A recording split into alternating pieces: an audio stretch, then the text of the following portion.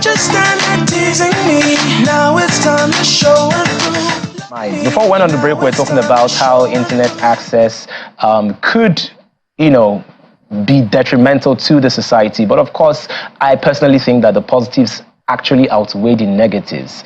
And now we've got into the segment I'm very, very excited about. Let's talk some Nollywood. Now, Nollywood is perhaps one of the biggest in film industries in the entire world. The last time I checked, they said it's the third largest. So after Hollywood, Bollywood, then you have Nollywood. And we've seen a rise in terms of how visible our stories are, how visible our African stories are on streaming platforms. People are consuming our content, from different countries, and Nollywood has become even bigger. However, there are certain individuals that laid the foundation of an industry that we now know as Nollywood, and one of the legends is actually in the studio. Ladies and gentlemen, without further ado, I have the incredible, the man, the myth, the legend, Emeka himself. Hello. How you doing? I'm fine, and you? I'm good. When you walked into the studio, you said something that you're now a zaddy. I look like a zaddy, Actually, they want to make a new role, a new movie of me looking like a zaddy, so that's why I'm keeping this, Oh, okay. So we're going to see the transition of the typical Emeka, the lover boy, because all the movies you formed my entire childhood, from Deadly Affairs, just to mention a few, and that's right. You formed the foundation of what is now known as the lover boy, the bad boy, in movies, and you were sort of the template for a lot of young actors. Thank you for the encomium. So we'll be seeing more Zaddy roles now, right? Oh yeah, not about Zaddy role. This particular role I'm playing after this one. The director Taco Benson wants me to actually look this way because I'm supposed to be some dashing guy, So I have to look like it, like someone who controls power, money, riches, and all that. So that's why I'm looking this way. Don't worry, you do actually control money, power, and riches, and all that. So I'm pretty sure it's going to be easy for you. Oh well, let's see. All right, so let's get back to the beginning, right? You've been off the scene for a while, or people think that you've been off the scene for a while. Where has Emeka been? Emeka has been where all the other artists that were in my genre are. There was a point in time when we were all pushed out of the system without the people knowing what happened. The government came in, the policy is everything. Just one policy could change everything for the whole industry. And there were days of, what do you call it? Where you go to rent films. Yeah. What do you call rent? Houses. Where you rent those shops, you rent those booms that year, okay? All that just died for no reason. And we're all now using video clubs, right? All died for no reason, and now we only get used to using decoders. So the transition from using jackets, buying movie in jackets, to decoder, that was where you lost us. Were not included. Our opinions was not engrafted into that process. So the people that made the policies out there just yanked us off, and we couldn't do what we needed to or what we loved doing anymore. Then too, Emeka was depressed for a long time out of some marital whatever, and I was hiding. I was in shame for what I didn't do. So that's sometimes the price you pay for being large. So I was depressed. I was short-circuited for no reason, and I had to just hide my face until I know what was wrong with me. I could tell you at a point I wanted to kill your Ebuka. I was looking for Ebuka. I thought I was going to see him in this show. I was like, Ebuka, I would have killed you for nothing. But Segun Arize came here and they called me a madman. Now, I was really angry and bitter that how could you just use such a word on air without coming to know who I am? I was after Segun Arize. There was so much war in the Actors Guild of Nigeria. I was a de facto president. I was fighting for the people. They called me the people's president. And I was fighting against some institutions, some men that are there, the oligarchs. Then somebody in between sneaked in to take my life. So there were assassins everywhere for me. I was facing gunmen everywhere. It's in the news. Go to the press. assassins came to my house on the road. They just want to take my life. It wasn't Segun Arinze. It wasn't Ejike Asebu. It wasn't even Abo. In fact, I lost my mother last month. Oh, my condolences. No, October, right? Said yes, and I'll be burying her very soon. Ibn Abo called me, and she'll be coming for my mother's burial. But that year, I was like, "Oh, Ibn Abo, you want to kill me?" Stuff. But the woman that was behind was somewhere quiet, and So we celebrities are exposed to so much dangers than we know. And Burna Boy said it. Say, last, everybody will chop breakfast. So all of us, they chop the breakfast. Wow. Honestly, I genuinely feel your pain. I'm sure it's nothing compared to what you really went through, but in just few minutes, you've told me that you went through depression, went through marital issues, had issues with your colleagues in the industry, and also you felt that the transition to the coders and streaming platforms sort of affected the demand for your business as well. Yeah. I mean, with everything that's happened, how did you make this incredible comeback? Because I know you just featured in Malaika. Yeah. Toyin Abraham's movie. So at what point did you say, you know what, I'm going to take my life back, I'm going to take myself back, and I'm going to be the man that I've always been? So what was the change? What happened? At what point? What changed? When you realize that they're actually after you for who you are. They actually are envious about what you've achieved. So you're gonna ask yourself, what do I do next? Then what came to my head was, keep your head up. And I just kept doing the things I needed to do properly and the things I need to do. I just kept working on myself, kept investing. Like that year was after African Magic in court or whatever. I'm no more after them right now because I actually own my own TV channel right now. I own Nollywood TV on Star Times, Channel 62. So it's all about reinventing yourself, making sure you make the best of the negatives and the stones thrown at you to build the pillars that will fortify your next rise. So I really want to touch on a very sensitive thing you said. If you feel free to talk about it, please. Because you did say something that you were going through marital issues and you were being accused of something you were not guilty of. But on the internet space, you never came out to clarify anything. Yeah, it's difficult to clarify yourself because the same people that are bullying you on the internet, they are still there. They're going to say, whatever you say, they were like, no, don't mind him. He's still missing her. Why? Go ahead, move on. They just make you feel like, what's going on? And if you are not prepared to handle it, you'll be crushed. Okay? My secondary school, St. Nicholas College on CMD Road, Magodo, was shut down. Over $480 million naira investment. That year, 480 million naira investment was shut down, and all I had was constant battery. And I was always saying, look, I don't beat this lady. What's going on? I went on air. I was like, come on, I never did. Babe, what's going on? They say I beat you. Do I? No, but you're a star, you know. They can always manipulate things and all that. So I was gullible until I discovered that she was actually the one behind this whole thing.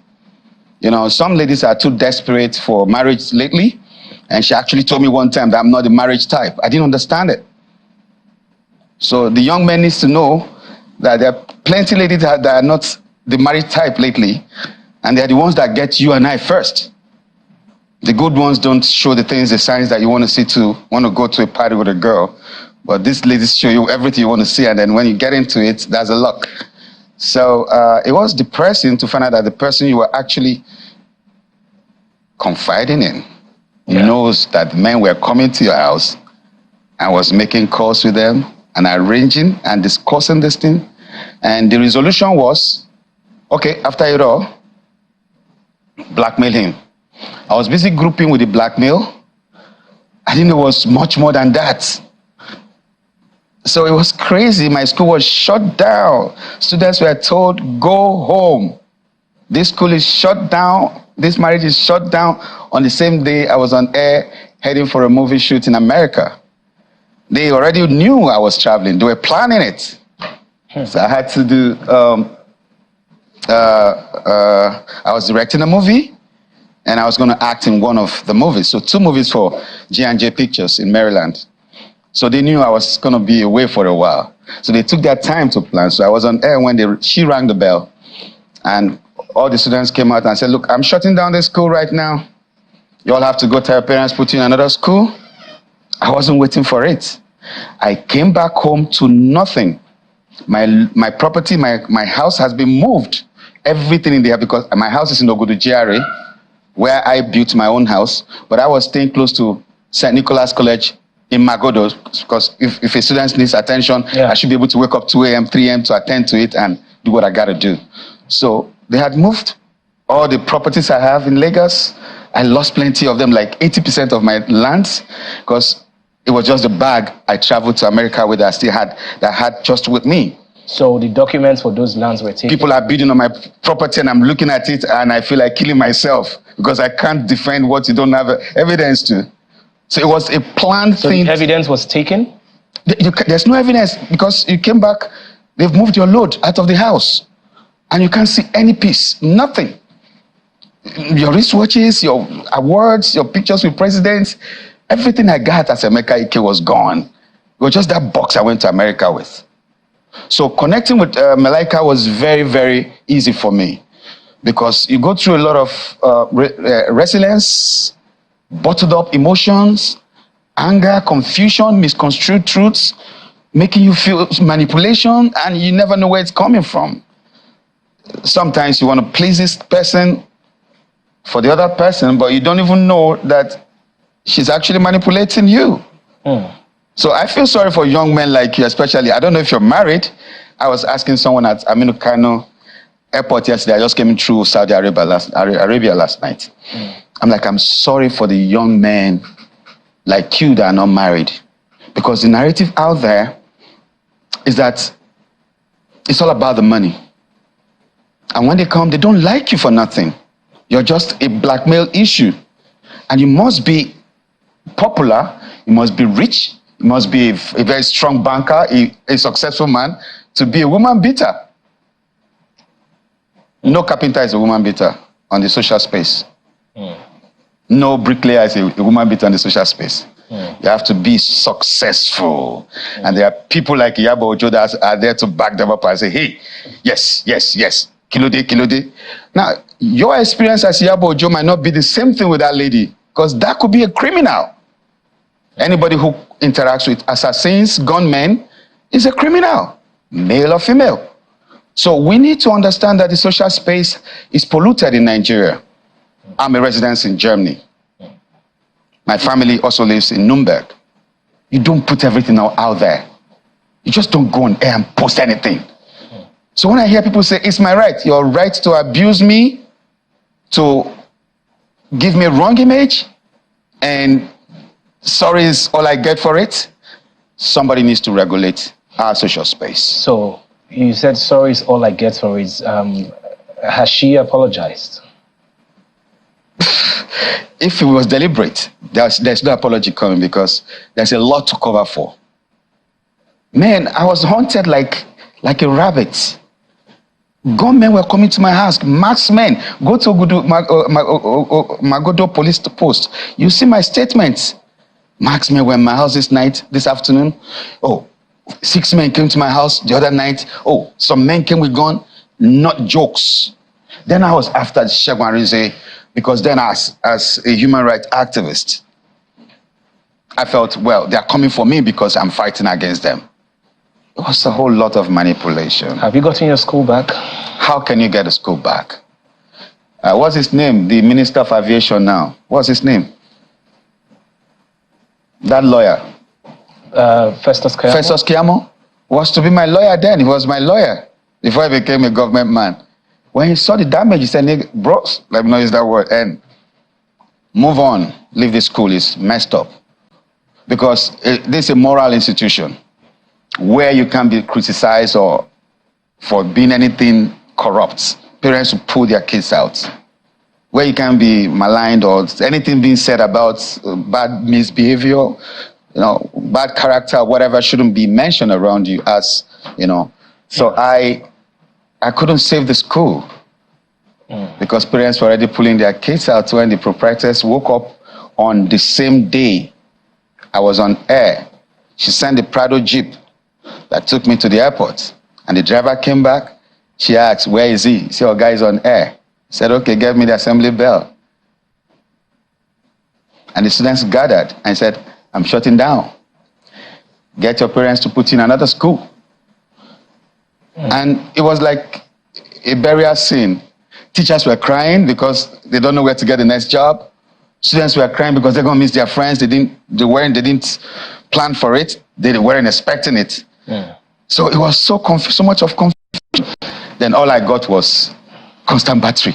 I'm like, what? Kids, do I beat your mother? No, daddy. I built for you in Lagos. It wasn't nothing. Alawade, I built for her mother. In Isoko, 3-bedroom, I built. I trained you in school. I was in Yaba Tech. My friends, some of them are deans of faculty in Yaba, in Unilag and so many universities. I just took her there, give her admission. And I changed her life. Made her a teacher. Put her into school part-time. They say, this one is pregnant too. You don't feel like jam. I said, okay, yeah, that's why we're here. Drive any car you want. The Prado, the Touareg, any of the Infinity, any car you want, just have fun. You're a big man's wife. And that's all I got for it. Because I was investing on someone who wasn't investing in me. So you just keep loving, but you don't know if you're really loved in return. So that's the mistake we make as young people. We have found, I'm a material babe, sweet babe, man. It's about getting the girl. But if you've not talked about your security, does she like you? So that's just it. So no apologies. She's hiding, running up and down. If you saw my post last week, I was like, okay, fine. Someone said it was I saw a post last week. He said, Emeka is having fun now after his ex with a new South African wife and that. After he divorced us, I didn't divorce her. I went to make my claim. I didn't divorce. She went to divorce herself.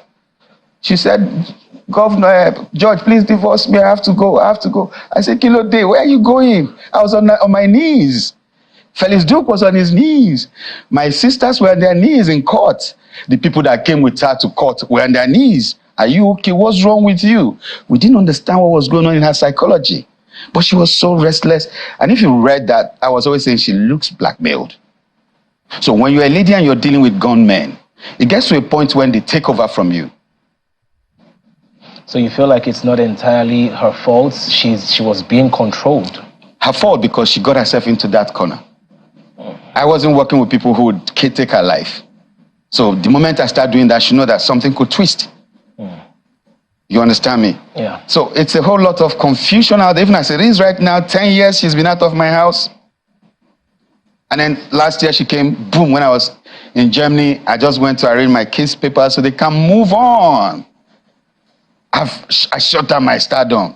Like I told you, depression made me, I shut down. Like I had to focus on my family. I noticed a lot of lapses. I said, okay, man, forget the stardom stuff right now. Yeah. The kids. Okay. I was able to bring them out of depression and build them. Yeah. But right now she's in their possession. I don't know where else they are. I can't see my kids for 2 years. They are hiding from me. Their phone switched off.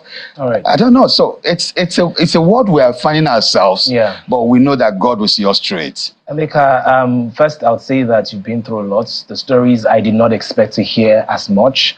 And, I can tell that you're in a better place right now. Oh, yeah. And, I just really hope that eventually, we can all find closure because we all need closure right. To a certain extent. Thank you. So this movie, Malaika, you did mention that you really felt a personal connection to it. Can you tell me more about the movie? I had a wife who she was more prone to anger than peacemaking or being reasonable. She just want to be controlling, you must respect me kind of woman. And I have a daughter that loves me so much. And her mother is late. So there is the conflict. So there is that, you need to balance. your love for her, your love for her. When she's angry, she wants you to play her game. And your daughter is there crying, Daddy, help me. I'm being swallowed in this anger. So you see, there's a lot of family tussle that you need to be a man to realize that, okay, fine, I won't be moved by emotion. You need to really get to the roots of what's going on in your family. There's so much manipulation. Maybe the one manipulating you might not even know that the extent she's going. You need to find out. You don't just walk across everything. So you are the blackmailed person. You're the one that needs a mental health solution because everything is coming to you, daddy, daddy, daddy, daddy. And then also the woman also will be punished because when you're in such situations, it's going to affect your person. You can't progress when you're not receptive to progress. You're not positive. Progression becomes a bit of retarded because you're not working in the positivity. Okay. So she had her issues.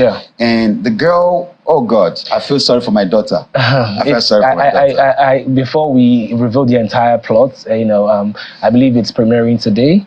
It's not, no, it's the premiere is today. Yeah, today and 22nd. From today, we're on air. So. Okay, then 22nd is out in the cinemas. That's right. Emeka, Ike, thank you so much for really being vulnerable with me. I do not take it for granted.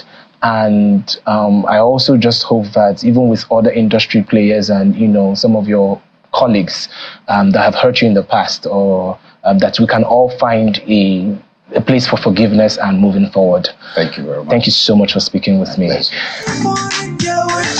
Don't just stand there teasing me. Now it's time to show and